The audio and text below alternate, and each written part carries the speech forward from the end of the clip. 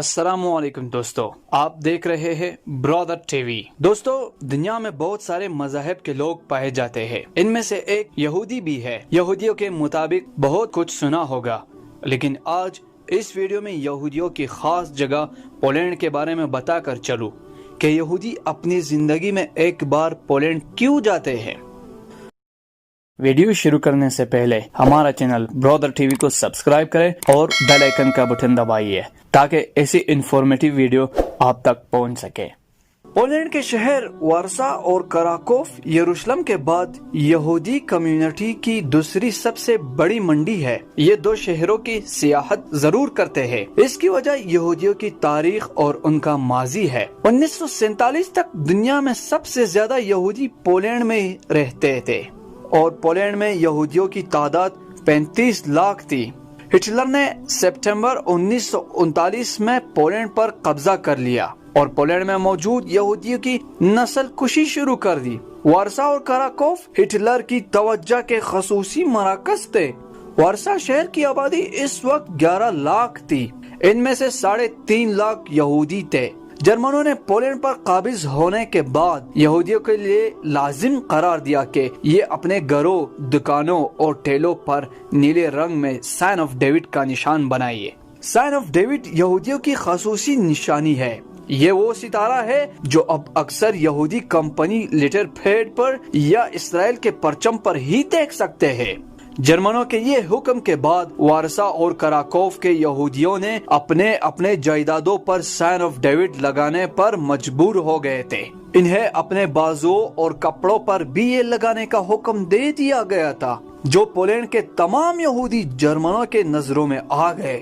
Hitler نے اس کے بعد ہی ان یہودیوں کی مدد سے وارسا شہر میں 9 فٹ اونچی اور 2 فٹ چوڑی اور 15 کلومیٹر لمبی دیوار بنوائی اور دیوار پر شیشے کے ٹکڑے لگا کر اسے ناقابل عبور بنا دیا۔ اور اس کے بعد وارسا کے 3.5 لاکھ یہودیوں کو اس دیوار کے پیچھے دھکیل دیا تھا۔ یہ لوگ اپنے ہی شہر میں قیدی بن گئے۔ یہ اس وقت وارسا کے تہائی آبادی تھے، لیکن یہ 1/3 لوگ تیزی سے مرنے لگے اور انسان کو زندہ رہنے کے لیے روزانہ 2000 کیلوریز درکار ہوتی ہے۔ جرمنوں نے یہودیوں کے خوراک میں کمی کر دی اور انہیں صرف 200 کیلوریز کی خوراک دی جانے لگی۔ یہ دیوار کے پیچھے معبود 3.5 لاکھ یہودیوں میں سے 1 لاکھ لوگ خوراک کی کمی کے باعث ہلاک ہو گئے، باقی مختلف امراض کا شکار ہونے لگے۔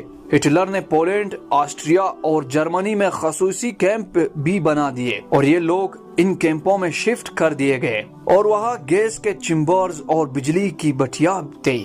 یہودیوں کو 2000 گیس کے چیمبرز میں کھڑا کیا جاتا تھا۔ گیس کے سلنڈر اور کنٹینرز کھولے جاتے تھے، پھر یہ لوگ چند لمحوں میں زندگی کے حدود عبور کر جاتے تھے۔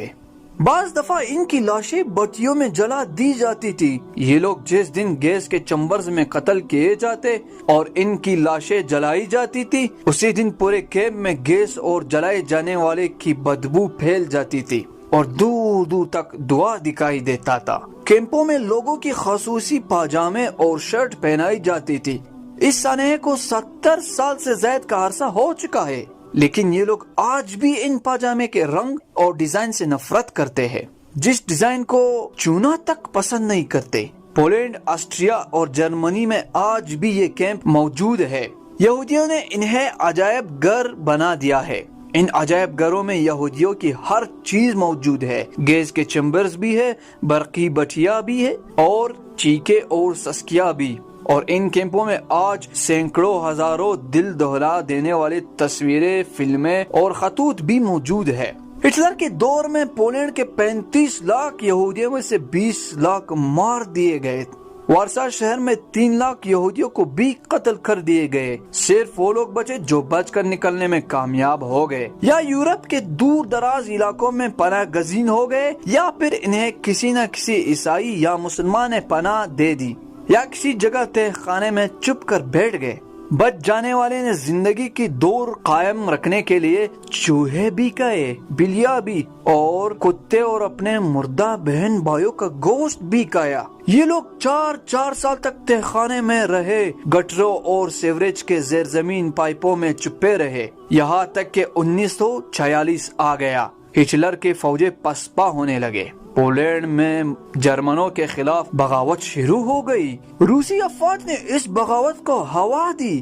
روسیوں نے پولینڈ کے لوگوں کو یقین دلا دیا کہ آپ لوگ جرمنوں کے خلاف ہتھیار اٹھائیے، ہم آپ کا ساتھ دیں گے اور یوں ہم مل کر پولینڈ کو جرمنوں سے آزاد کرا لیں گے۔ پولینڈ کی عوام جرمنوں کے خلاف اٹھ کھڑے ہوئے۔ جرمن پسپا ہو رہے تھے، لیکن انہوں نے پسپا ہونے سے قبل وارسا شہر کو تباہ ہونے کا فیصلہ کر لیا۔ جرمنوں نے پورے شہر میں ڈائنامائٹ لگائے، شہر کے باہر توپے گاڑی اپنے طیارے اڑائے اور شہر کے اینٹ سے اینٹ بجا دی۔ وارسا کا 80% حصہ زمین بوس ہو گیا۔ 8 لاکھ لوگ مارے گئے۔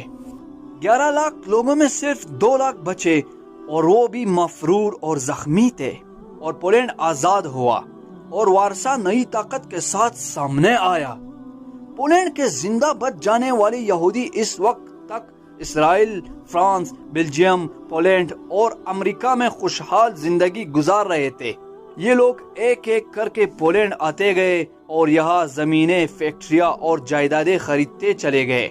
پولینڈ میں اس وقت 3000 یہودی ہے۔ یہ 3000 یہودی پوری پولش آبادی پر باری ہے، کیونکہ یہ اب تک پولینڈ کے معیشت، میڈیا، سیاست، اسٹاک ایکسچینج، ٹرانسپورٹ اور سیاحت کو کنٹرول کر چکے ہیں۔ وارسا اور کراکوف میں جوئش کمیونٹی سینٹر بن چکے ہیں۔ یہودیوں کے بڑے عجائب گھر بھی، سیناگوگ بھی اور ریسٹورنٹ بھی پولینڈ کو دوبارہ کنٹرول کر رہے ہیں۔ دوستو، یہودیوں کی نسل کشی کرنے کی سب سے بڑی وجہ یہی تھی کہ ہٹلر کو پتا تھا کہ یہ اس قدر چالاک، مکار، عیار اور خطرناک قوم ہے کہ اگر آپ اسے نہیں مارو گے تو یہ موقع ملتے ہی آپ کو مار ڈالے گی۔ اور اس کا سب سے بڑا ثبوت جو کچھ یہودی آج فلسطین میں مظلوم ماؤں، بہنوں، بیٹیوں اور فلسطینیوں کے ساتھ ظلم کر رہے ہیں۔